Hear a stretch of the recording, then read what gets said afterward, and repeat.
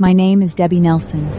3 years ago, after my parents died, I was married to Carlos Hilton, a man I have never met, even until now. On my birthday, I make a decision. Philip, this is the divorce agreement. I've already signed it. Please give it to Carlos. I hand the divorce agreement to Philip Brown, the steward of the Hilton family. Debbie, why? You want a divorce even if it means giving up everything? I don't want to waste my time anymore. I have my own life to live. Pushing the divorce trouble out of my mind, my best friend Kashi Sia celebrates my birthday tonight. Everything is fine until a drunkard walks over and wraps his arm around my waist. Hey, beautiful lady.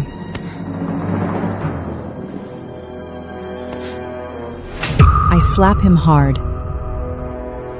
Get lost. The drunkard becomes furious. He waves his hand, and a group of hooligans surrounds us.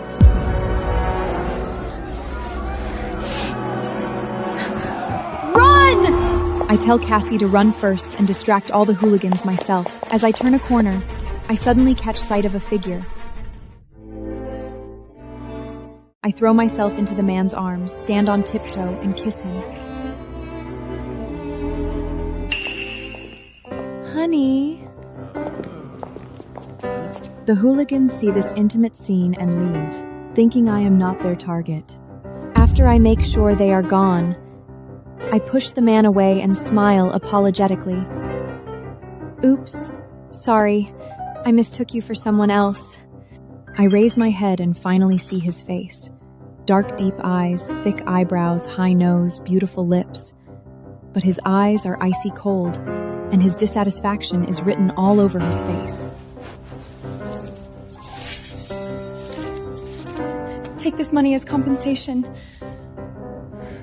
I stuff all my remaining money into his hand, turn around, and run away.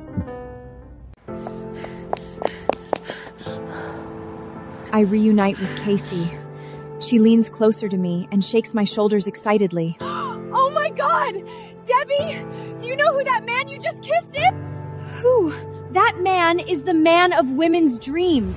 He's the famous CEO of a multinational group in Alathith. He's Mr. Hilton. Wait, the man I just kissed is my husband? Carlos rarely appears in media. How do you know it's him? He cooperated with my father, and I met him once. Are you sure it's him? I'm 100% sure. I heard that many women wanted to sleep with Mr. Hilton, but they were thrown out by him. Debbie, you should be grateful. Not all women have the chance to kiss him. He doesn't deserve it. Whatever. Anyway, we have to celebrate. Let's go shopping tomorrow. Then you'll treat me to dinner. I roll my eyes at Casey and get lost in thought. 3 years ago, the marriage procedure was handled by Carlos' assistant. For 3 years, he asked Philip to give me whatever I needed. But tonight is the first time I see what my husband looks like. The next day, I walk hand in hand with Kaisley. We walk into a store. I pick up a box of lipsticks and look at the price tag, $129,190. $130,000? It's just lipstick. Just then, a commotion occurs not far away. I lift my gaze. A group of people is walking towards our store. The man in the lead wears an expensive, dark-tailored suit, tall and straight. It's my nominal husband, Carlos Hilton. Casey nudges me. Debbie, isn't that the man you kissed last night? Do you know the woman next to him? Only then does my attention shift to the woman next to Carlos. She has fair skin and a perfect figure. Her name is Olga Moran, the daughter of the Moran family. Olga takes Carlos's arm and gives him a charming smile. Honey, this store has nice lipsticks. Shall we go in? Oh my God, did you hear that? She called him honey. Carlos never brings a date, let alone shops with her in public. This is huge gossip. My heart clenches. Wait, why do I care? We are about to get divorced. Carlos's gaze sweeps over and stops on my face. Our eyes meet. He glances at me. I quickly lower my head and pretend to look at the lipstick. I'm not ready to face him, especially not when he has a perfect woman by his side. Carlos walks past me, arm in arm with that woman. He doesn't even give me a second glance. He probably didn't recognize me as the woman who kissed him last night. I take a deep breath and pretend nothing happened. Do you think this color suits me? Before Casey can answer, an unfamiliar voice rings out. I don't think it suits you. After all, you can't afford it. Confused, I raise my head and see Olna walks over arm in arm with Carlos and gracefully takes the box of lipsticks from my hand. I'll take this. Pack this for me. How do you know what I can or can't afford? I snatch the box from Ola's hand and say to the saleswoman, I'm paying for this now. How dare you speak to me like that? Who do you think you are? Who gave you the right to look down on others? I'm afraid this lipstick set is not suitable for your age. Olga takes a deep breath, turns around, walks up to Carlos, pouts, and plays the victim. Mr. Hilton, that woman disrespected me and called me old. I didn't say you are old. You said so yourself. You? Mr. Hilton, you can't let her treat me like that. Carlos looks at me carefully, and his expression suddenly changes. He recognizes me. He knows I'm the woman who kissed him violently last night. Just then, Carlos's assistant Emmett steps forward. He looks at me, hesitating to speak. Mr. Hilton, this is... Hi there, it's you. I walk over and pull him to the side before he can even react. Mrs. Hilton, what's the matter? Mr. Hilton hasn't seen you yet. I want to introduce you to him. Look, how absurd. Carlos and I have been married for 3 years. Yet we still need someone else to introduce us. Thank you, Emmett, but there's no need for that. I've already asked Philip to give him the divorce agreement I signed. There's no need for us to know each other. What? You're going to divorce Mr. Hilton? Yes. But to avoid unnecessary misunderstandings, please keep it a secret for us. When Emmett and I come back, Carlos has just finished paying for the things Olga bought. His cold eyes rest on Emmett's face, his expression gloomy, as if he is plotting how to get back at me. Emmett, whatever your relationship with her is, I don't care. But I want you to throw her out of Shining International Plaza immediately. Someone like her doesn't deserve to enter this mall. But Mr. Hilton... Emmett, Mr. Hilton has already given you an order. Why don't you go and do it now? Olga is clearly pleased. She thinks Carlos wants to drive me out because of her. Emmett is in a dilemma. Emmett, can't you handle a trivial matter like this one? No, Mr. Hilton, it's not like that. It's just that she is... actually, she is... I wink at Emmett, hinting at him not to say it. What I don't know is, when Carlos sees this, he thinks I'm trying to seduce Emmett. Emmett, you can't judge a person by their appearance. Some people look pure on the surface, but are actually filthy inside.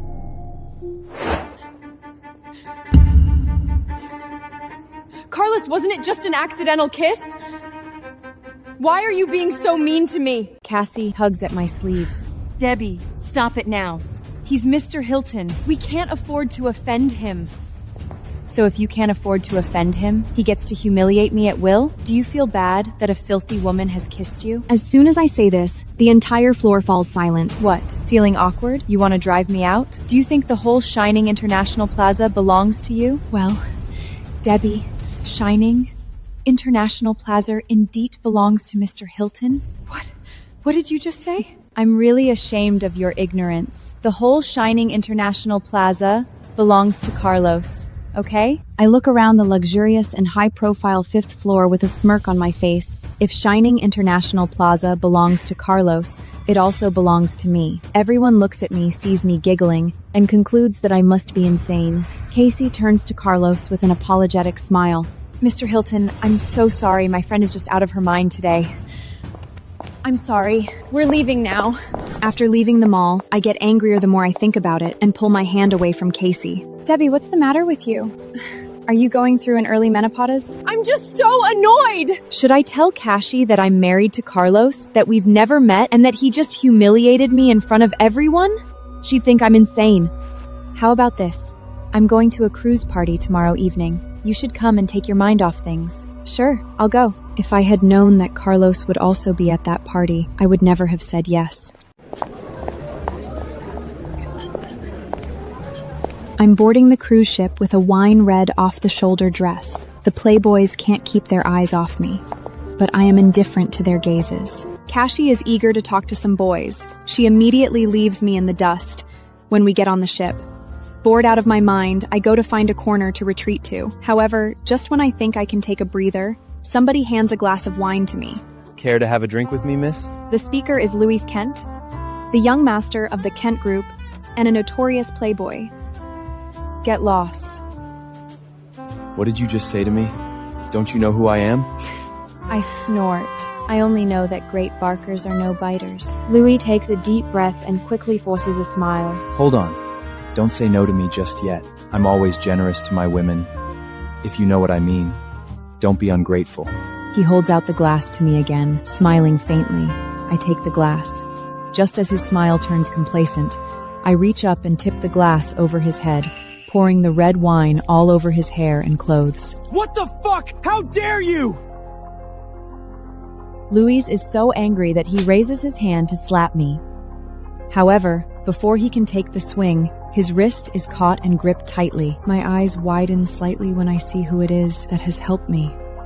It's Carlos. Louis turns around to curse whoever stopped him, but when he sees Hilton, all the color drains from his face. Mr. Hilton, I'm sorry. I didn't know she was your woman. I won't do that again.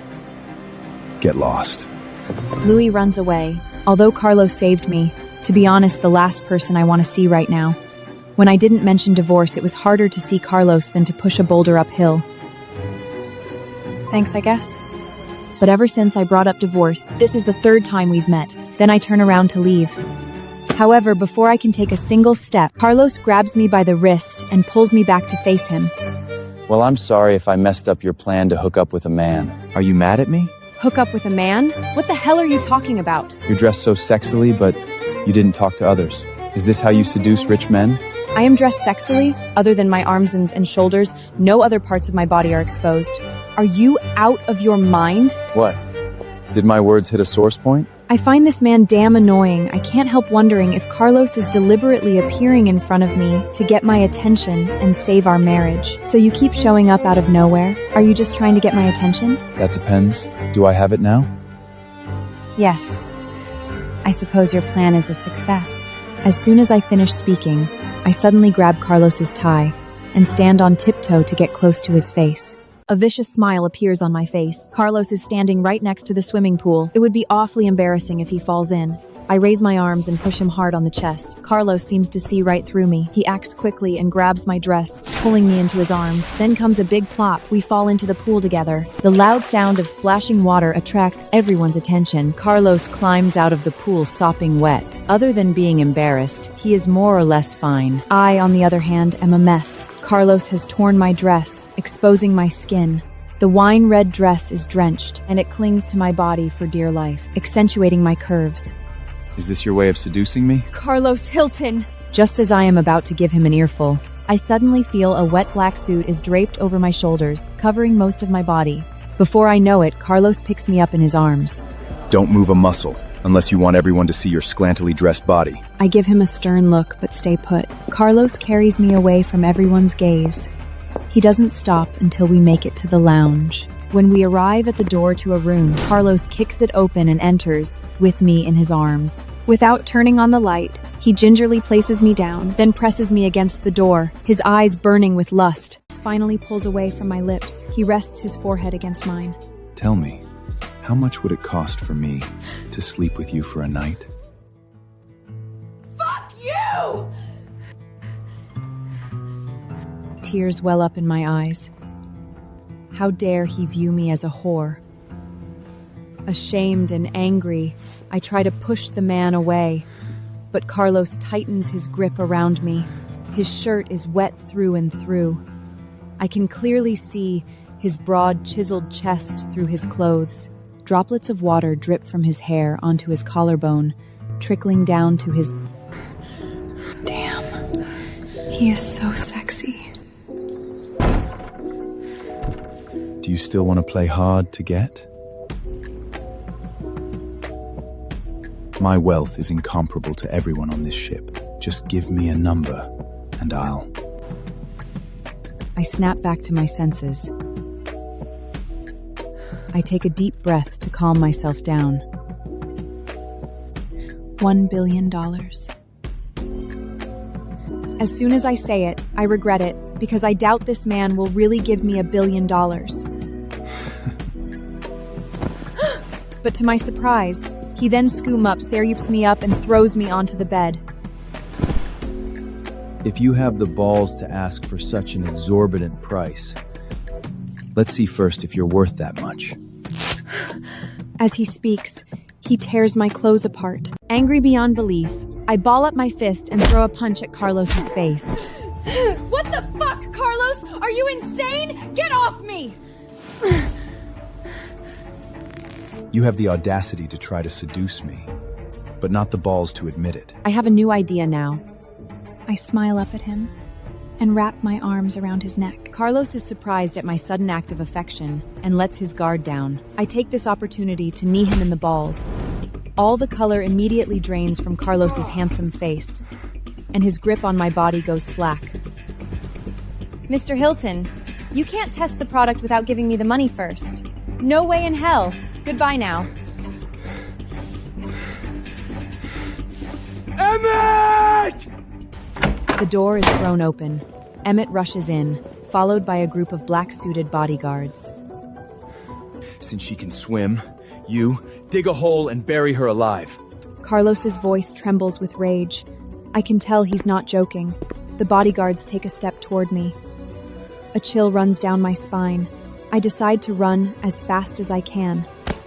Emmett hesitates, then steps closer to Carlos and whispers, Carlos, this girl, whom you just asked us to bury, is Debbie Nelson. His words confuse Carlos.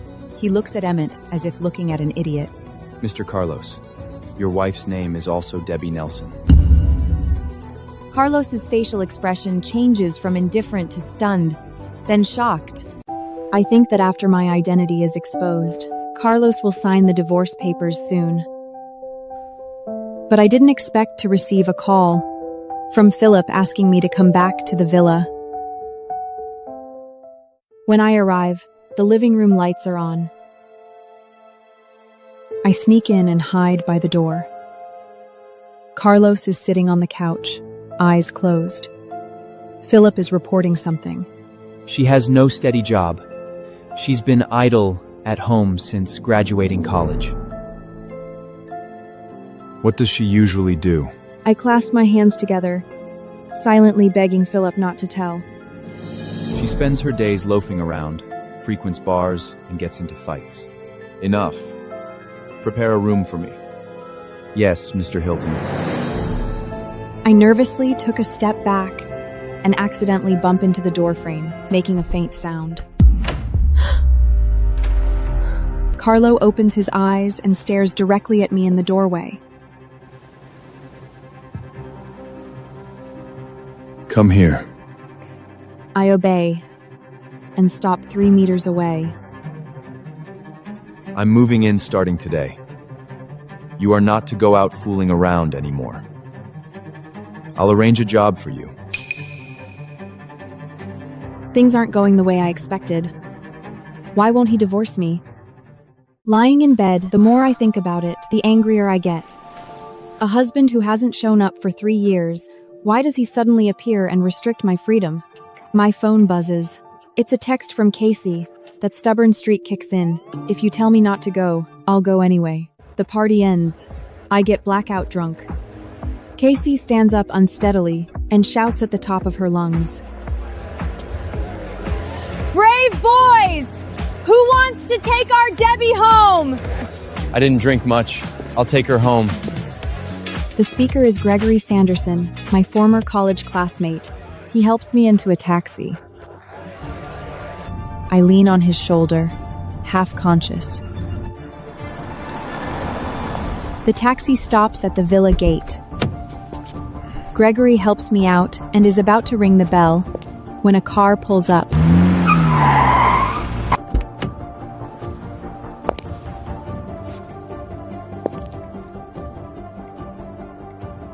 Carlos steps out of the back seat, his face ashen. Sir, are you Debbie's brother? She's drunk. I brought her home. Carlos doesn't answer. He pulls me out of Gregory's arms. How much did she drink? A friend's birthday party, she probably had too much.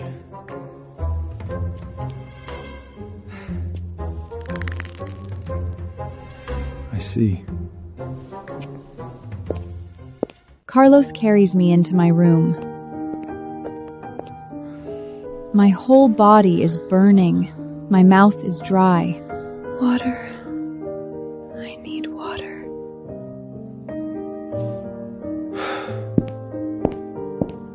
He leaves and comes back with a glass of water. I've already rolled onto the floor. He sighs and puts me back on the bed. On instinct, I wrap my arms around his neck and don't want to let go. Our faces are very close. Then, his lips press down on mine. I want to push him away. When you wake up, we'll settle this score.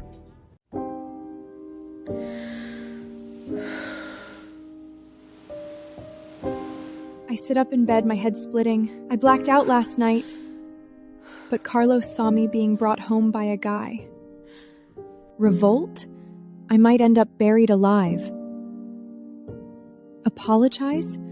Would he forgive me? I'll give it a try.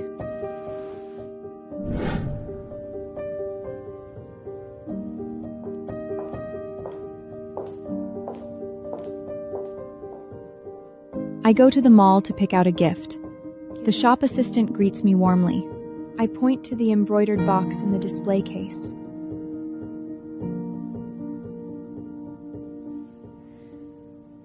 I'd like to see that one.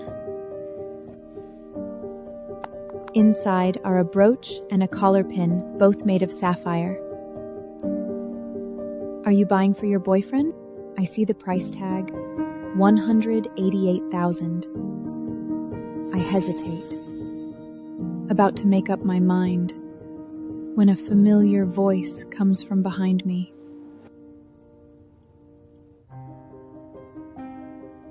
Wrap up the set I just looked at. The speaker is Gail Murphy, my cousin. She's loved competing with me since we were kids. What bad luck.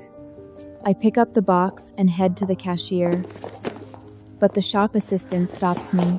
I'm sorry, miss. All our products are limited editions.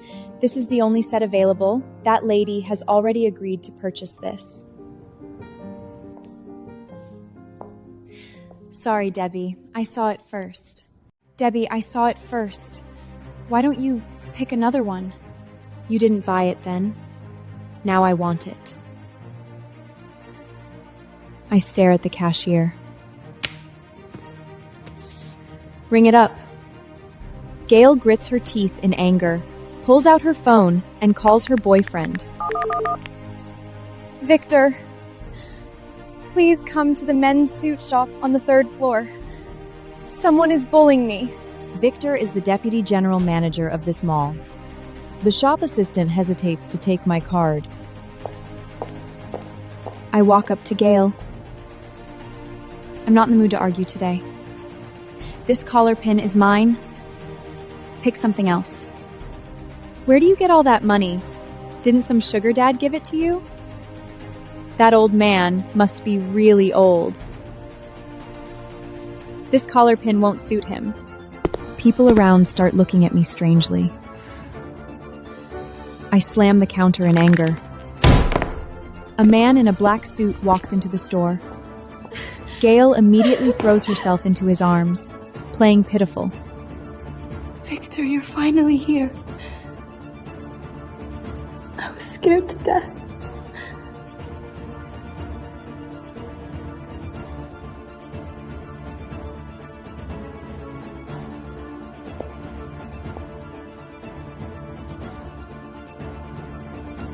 Who bullied my girlfriend?